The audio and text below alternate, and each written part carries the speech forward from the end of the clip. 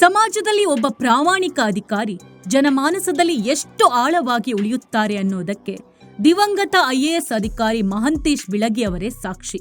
ತಮ್ಮ ದಕ್ಷತೆ, ಜನಪರ ಕಾಳಜಿ ಮತ್ತು ಸರಳತೆಯಿಂದಲೇ ನಾಡಿನಾದ್ಯಂತ ಮನೆ ಮಾತಾಗಿದ್ದ ಬಿಳಗಿ ಅವರ ಅಕಾಲಿಕ ಸಾವು ಇಡೀ ಕರ್ನಾಟಕವನ್ನೇ ಶೋಕ ಸಾಗರದಲ್ಲಿ ಮುಳುಗಿಸಿತ್ತು. ಆದರೆ ಈಗ ಆ ದಕ್ಷ ಅಧಿಕಾರಿಯ ಕುಟುಂಬದ ಕಣ್ಣೀರು ಒರೆಸುವ ನಿಟ್ಟಿನಲ್ಲಿ ಸರ್ಕಾರ ಒಂದು ಮಹತ್ವದ ಹೆಜ್ಜೆ ಇಟ್ಟಿದೆ. ಅಂದು ನವೆಂಬರ್ 25, 2025 ವಿಜಯಪುರದಿಂದ ಕಲಬುರಗಿಗೆ ತೆರಳುತ್ತಿದ್ದ ವೇಳೆ ದಾರಿಯಲ್ಲಿ ಅಡ್ಡ ಬಂದ ಶ್ವಾನವೊಂದನ್ನು ಉಳಿಸಲು ಹೋಗಿ ನಡೆದ ಭೀಕರ ಅಪಘಾತದಲ್ಲಿ ಮಹಂತೇಶ್ ಬಿಳಗಿ ಅವರು ಇಹಲೋಕ ತ್ಯಜಿಸಿದ್ರು. ಒಂದು ಜೀವ ಉಳಿಸಲು ಹೋಗಿ ತಮ್ಮ ಜೀವವನ್ನೇ ಅರ್ಪಿಸಿದ ಆ ಮಹಾನ್ ಚೇತನದ ಕುಟುಂಬಕ್ಕೆ ಈಗ ಸರ್ಕಾರ ನೈತಿಕ ಬೆಂಬಲ ನೀಡಿದೆ.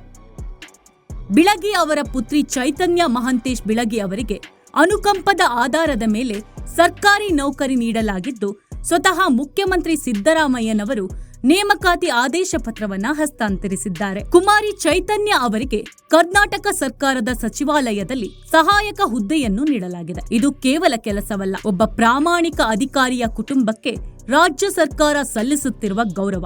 ಚೈತನ್ಯ ಅವರಿಗೆ ಮಾಸಿಕ 49,050 ರೂಪಾಯಿಯಿಂದ ಹಿಡಿದು 92,500 ರೂಪಾಯಿಗಳವರೆಗಿನ ವೇತನ ಶ್ರೇಣಿಯಲ್ಲಿ ಈ ಹುದ್ದೆ ಸಿಕ್ಕಿದೆ. 2 ವರ್ಷಗಳ ಪರೀಕ್ಷಾರ್ಥ ಅವಧಿಯ ಮೇಲೆ ಅವರು ಬೆಂಗಳೂರಿನ ಬಹುಮಹಡಿ ಕಟ್ಟಡದ ಸಿಬ್ಬಂದಿ ಮತ್ತು ಆಡಳಿತ ಸುಧಾರಣೆ ಇಲಾಖೆಯಲ್ಲಿ ತಮ್ಮ ಕರ್ತವ್ಯವನ್ನ ಆರಂಭಿಸಲಿದ್ದಾರೆ. ಮಹಂತೇಶ್ ಬಿಳಗಿ ಅವರು ದಾವಣಗೆರೆ ಜಿಲ್ಲಾಧಿಕಾರಿಯಾಗಿ, ಬೆಸ್ಕಾಂ ವ್ಯವಸ್ಥಾಪಕ ನಿರ್ದೇಶಕರಾಗಿ ಎಲ್ಲೇ ಕೆಲಸ ಮಾಡಿದ್ರೂ ಜನರ ಪ್ರೀತಿ ಗಳಿಸಿದ್ರು. ಇಂದು ಅವರು ನಮ್ಮೊಂದಿಗೆ ಭೌತಿಕವಾಗಿ ಇಲ್ಲದಿದ್ದರೂ ಅವರ ಮಗಳು ಅದೇ ಸಾರ್ವಜನಿಕ ಸೇವೆಯ ಹಾದಿಗೆ ಹೆಜ್ಜೆ ಇಟ್ಟಿದ್ದಾರೆ. ತಂದೆಯಂತೆ ಮಗಳು ಕೂಡ ನಾಡಿನ ಜನಸೇವೆಯಲ್ಲಿ ತೊಡಗಿಸಿಕೊಳ್ಳಲಿ, ದಕ್ಷ ಅಧಿಕಾರಿಯಾಗಿ ಬೆಳಗಲಿ ಎಂಬುದು ಎಲ್ಲರ ಆಶಯ.